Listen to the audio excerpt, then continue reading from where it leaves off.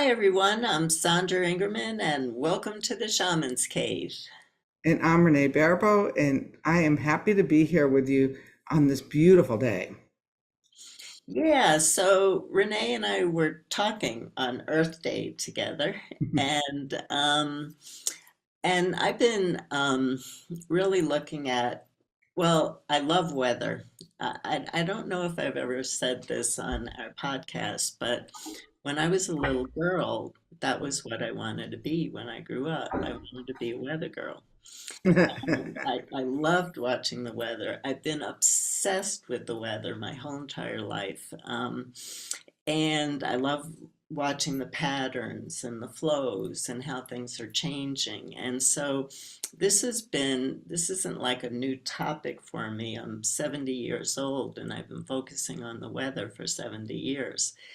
And so what my focusing on the weather has brought me to once I started studying shamanism was that we don't want to manipulate what's happening with the weather. I'm one of those people who don't believe in manipulation, and in shamanism, manipulation is not seen as okay at all because we know the butterfly effect. If you do something to manipulate the weather so you can have a good picnic or whatever, you don't know what you created halfway around the world. So shamans take a step back and look at everything that's happening as a lesson, and how do we bring harmony and balance back, but in a healthy way, not by trying to all of a sudden trying to bring in magic and trying to manipulate the world to give us everything we want.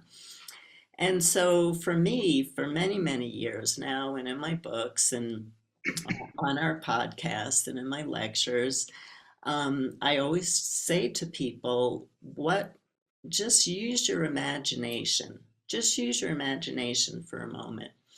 What would happen if every person in the world started their day giving thanks to the sun for bringing them life, thanks to the water, thanks to the earth, and thanks to the wind? And we're going to go a little bit more deeply into that. What would happen if everybody on the planet gave gratitude to the elements on a daily basis? Would be seeing this energy constantly coming at us. And I think the energy is coming at us because it's trying to make us look at ourselves and trying to make healthy changes. Mm. Well, that's a wonderful perspective on that. I agree. There's some mountains, there's some foothills over by here, a part of the Santa Rosa Mountains, and I was thinking about leaving the desert, and all of a sudden I started to uh, gather more back my relationship with them. I started to, maybe through writing, I started to think about like, well, what was that feeling when that mountain first filled me up? And then the other day I had a feeling like, what would that feel like if the mountain took that energy back away? And that through that practices of feeling into the earth, moving in and moving out of me, I think that I've created a new rhythm. And that goes back to that old story about who moved the cheese. And I moved from the cheese. And that was like a really eye-opening experience, is that you just start to take your neighborhood, your earth, your trees, everything for granted. And, all of a sudden the neighborhood's turning all of your neighborhood elements are turning their back on you too. Right. Yeah. Yeah. What happened in Santa Fe was really interesting. God knows how long it was. I was still reading the Santa Fe newspaper and paper, and um, we were going through a terrible, terrible drought. And I was writing medicine for the earth at the time. And Santa Fe was putting out, pray for rain, pray for rain, pray for rain. But then I started to watch the news and I started seeing we're in a drought and it's Mother's Day. And the newscasters are saying, let's wish away the rain. Let's wish away the rain on TV, for Mother's Day. And so I wrote in the letter to the editor in the New Mexican, and they actually published it, and I still kept it, about I wrote the story out of Medicine for the Earth that talks about a great rain maker being called into a village. This is a story that's in so many spiritual books, and it's in mine too. They were having a terrible, terrible drought in this village in China, and they called in this great rainmaker. And the rainmaker comes in and he looks around and he says, give me a place to stay that's away from the community and don't disturb me. Just put food at my door. In 3 days, he came out and it started pouring. And everybody ran up to him and said, oh, you're a great rainmaker. You're a great rainmaker. And he said, I don't make rain. I don't know how to make rain. He said, when I came into this village, I saw how out of harmony you were.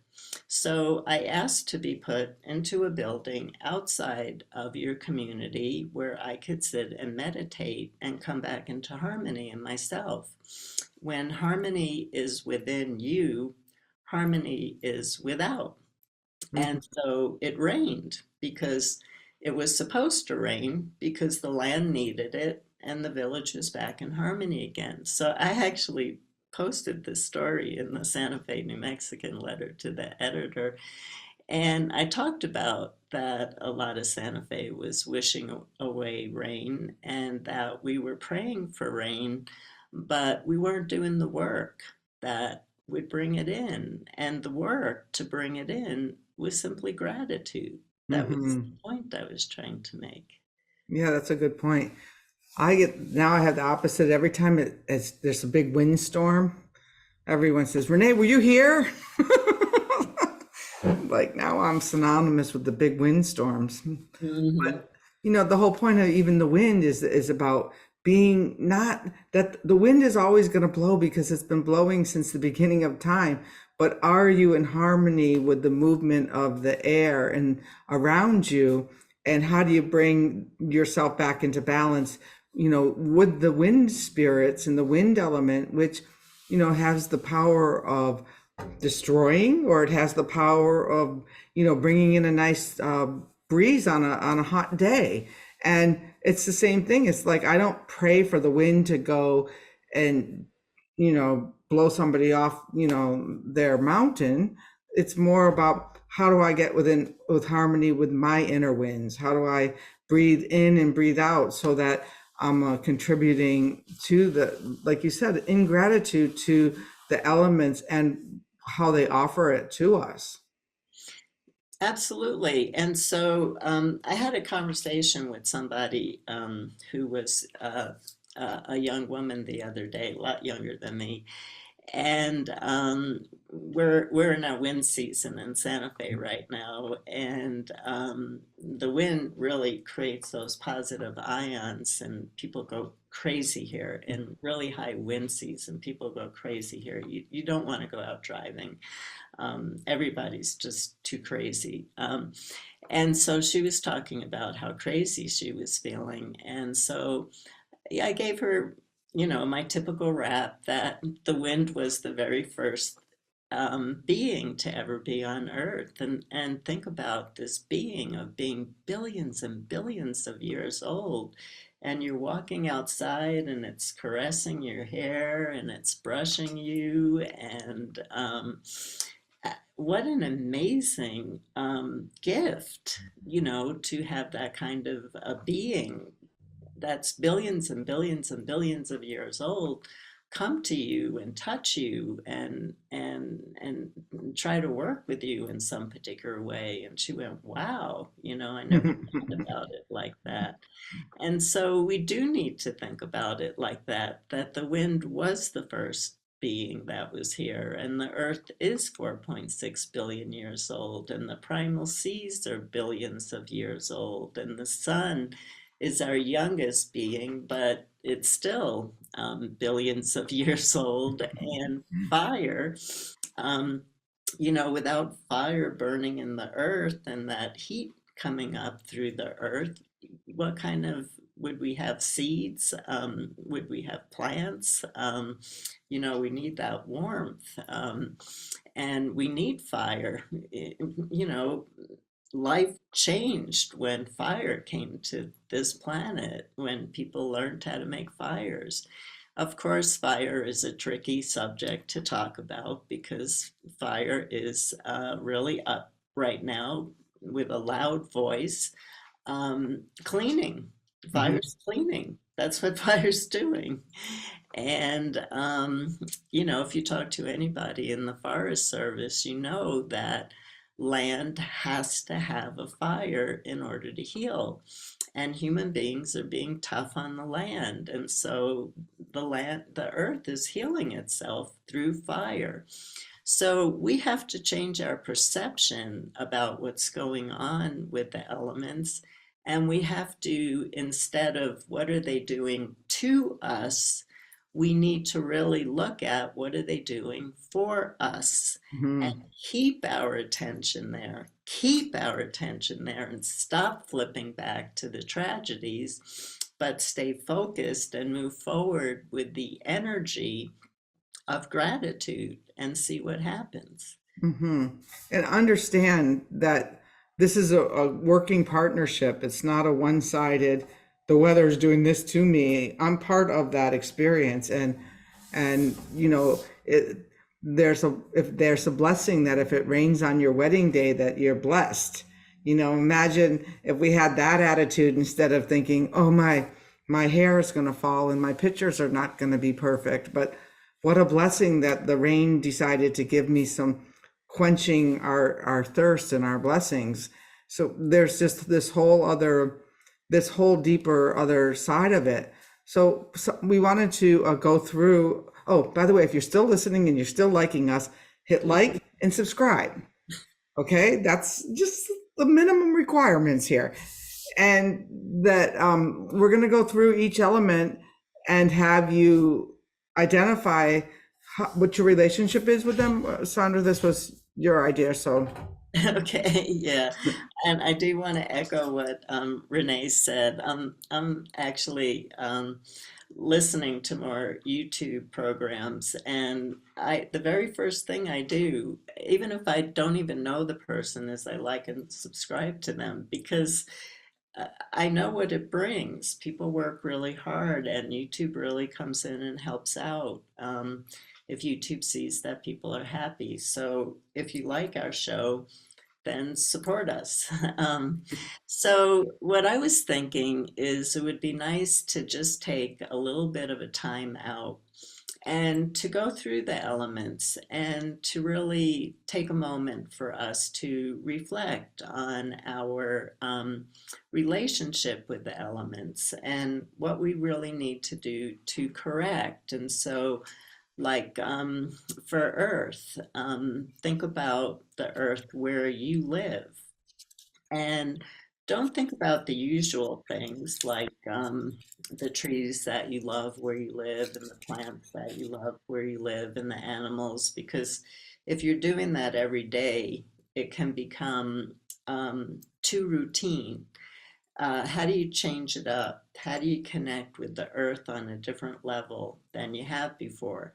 Have you ever just lied down on the earth where you lived and allow your body to sync up with the heartbeat of the 4.6 billion year older? Think about that for a moment.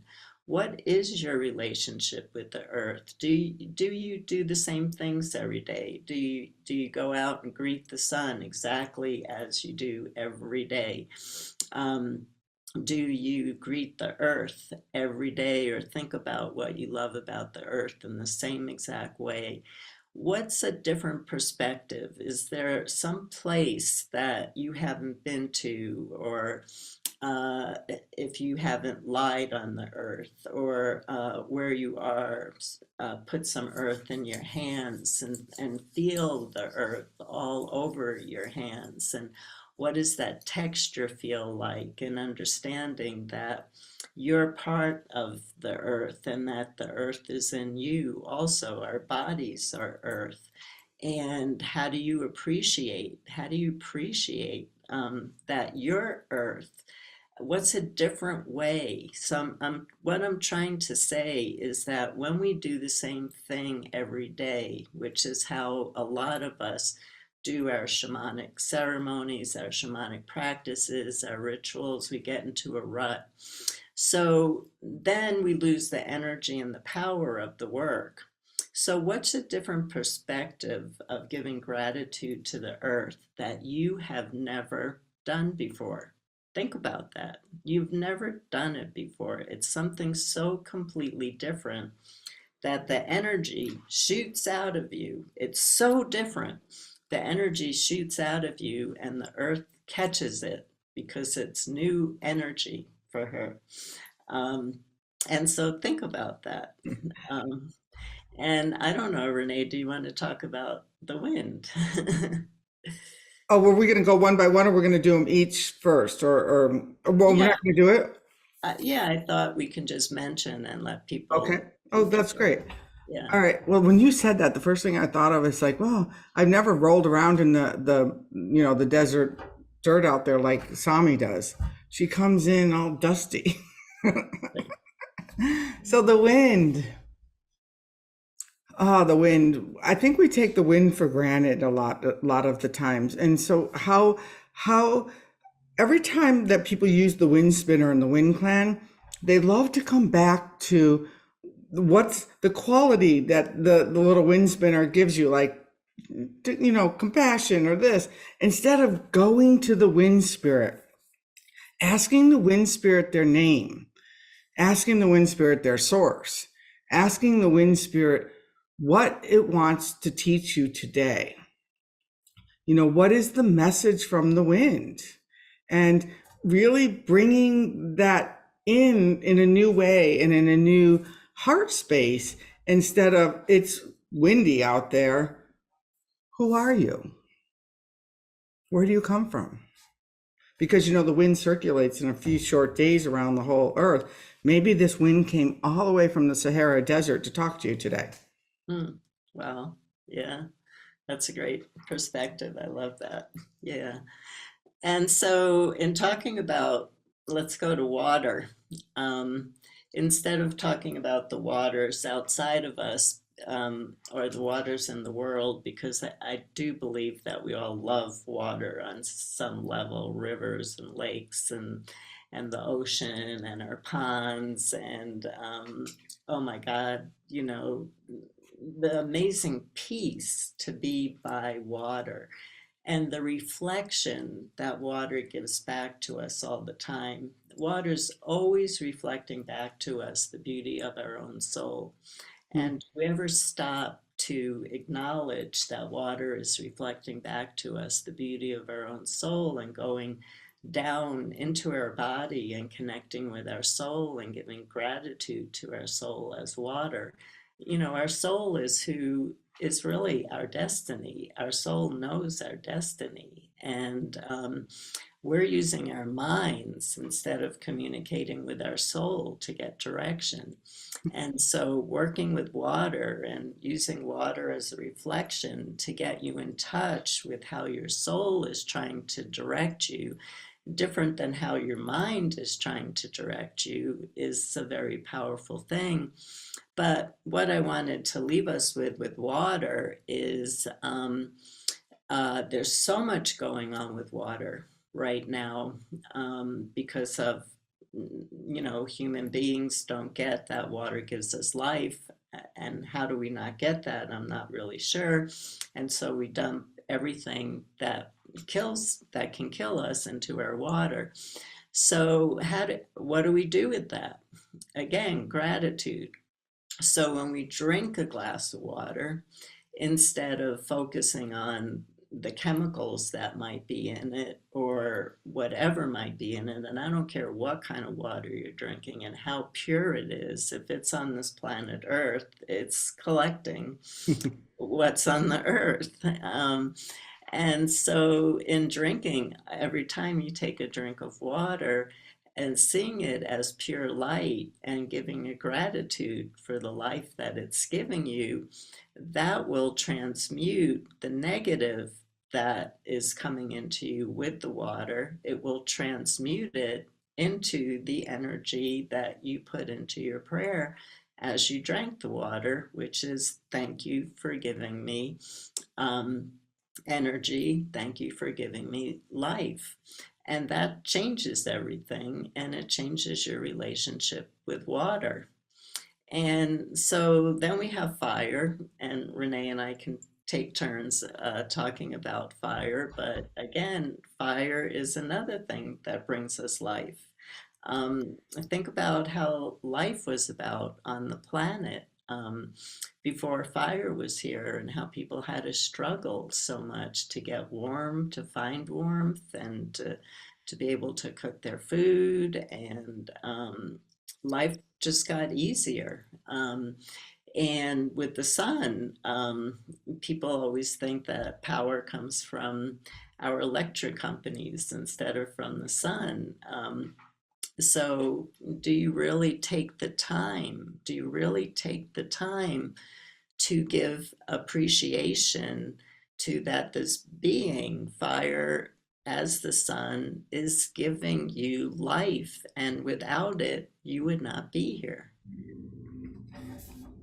Those are great. I just want to slip back to the water thing because this week I've been really looking at the well Mm, and how we have gone to the well. So this aspect of the water that brings us together in community, and I'll segue that into the fire that brings us together in community as well. So whether it's to celebrate around the fire or to try to put the fires out, there's an aspect of it's there's this, for me, this harmony that is bringing people and us humans together in a way, for good, bad, or indifferent. mm, I like that. That's great. Yeah. Yeah, and the elements do bring us together because we do come together and we do ceremonies around the elements. And so it is a way to bring communities together. Yeah. So then So we're gonna, oh, go ahead. if we think about, I know that not everybody agrees with this in the shamanic world, but if we think about the elements as sentient beings, which I do, the elements are definitely sentient beings to me because they've talked to me, they've helped me, they've been allies, they've made changes in my life for me, they've come in. And I can only see them as sentient beings. And so, if they're sentient beings and we're having challenges with the elements, talk to them and find out what's going on and find out how you can make a difference in the world by changing your relationship with how you communicate with these sentient beings that bring us life. Hmm. We invite you to sit with these and to really go in deeply and think, maybe go through each one of the ones we just shared. And as you see, like both Sandra and I had a different, like, where was I coming from today with it, rolling around in the dust, as opposed, or the community aspect, but really coming in and looking at where you are. And if it's the same where you always are, how can you make a two-step shift over to invite it in to teach you something new? I like that. That's really nice. Yeah, and so if you think about the elements as sentient beings, and that by developing a stronger connection with them, we can learn how to bring more harmony into our lives. And when we bring more harmony into our lives, we bring more harmony into the world and we bring more harmony into the weather. And so, this is important work that goes along with everything that we're doing with how quickly, and in a good way, a lot of the spiritual community has just grown tremendously through this time of the pandemic and this dismemberment. The pandemic brought us into a dismemberment. Some people got more dense, and some people just went for it and really did deep practices and evolved. And this is where we want to see ourselves going, that we want to see our energy moving forward to create harmony and to create good things in our lives. And so invite the elements into your life and fall in love with the elements and communicate with them and watch for yourself. Don't listen to us. Watch the results for yourself and see how your life changes and how your perception changes. I think we've said it about enough. So what I would like to do is ask you to be in harmony with us and hit subscribe and like and share about your experience. Yesterday, I was reading through on the YouTube, and I'm the person who answers on the YouTube. Sandra answers a lot more on the Facebook, and because we're in harmony that way. And so we'd love to read about what your experiences are. It just really makes us know that somebody's out there listening. So make sure you share, make sure you hit subscribe, make sure you share this. And if you feeling generous, we always take donations to help pay for the show. Absolutely. So thank you, Renee, for putting that in because it's really important that we have reciprocity because reciprocity is good energy. And what the planet needs right now is what is the energy that gives you the power, the sense that you want to go on and doing the work that you feel passionate about. And part of that energy is always having reciprocity. And so we thank you for that. And so I'll just say blessings and thank you all for the brilliant work that you're doing. We'll see you again.